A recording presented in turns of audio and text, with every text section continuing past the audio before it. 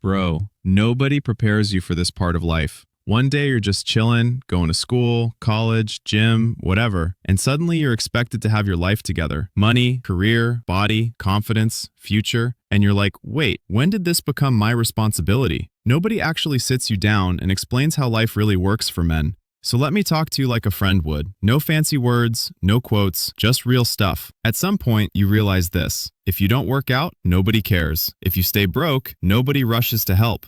If you feel lost, life doesn't pause. And this sounds scary, but it's actually freeing. Because the moment you stop waiting for help, you stop wasting time. You stop saying, oh, once things get better, and you start saying, okay, what can I do today? That mindset shift alone changes everything. You probably know a guy who's smart as hell, or naturally strong, or talented, but he's still stuck. Why? Because talent only works if you show up every day. Life doesn't reward potential, it rewards consistency. The average guy who trains, works, learns every day beats the talented guy who keeps waiting for motivation every single time. This one hurts when you realize it. If your friends waste time, you waste time. If they complain, you complain. If they avoid responsibility, you start doing the same. Not because you're weak, but because humans adapt. Sometimes improving your life doesn't mean changing yourself first. It means changing your circle. And yeah, that can feel lonely for a while. But lonely with progress is better than company with regret. Some days you'll feel good. Some days you'll feel like trash. That's normal. The mistake is waiting to feel confident before taking action. Confidence doesn't come first. Action does. You go to the gym without confidence. You talk to people without confidence. You try things without confidence. And slowly, confidence shows up later. Comfort is sneaky. Sleeping late feels fine. Skipping workouts feels fine. Putting things off feels fine. Until months pass, and you look back like, why am I still in the same place?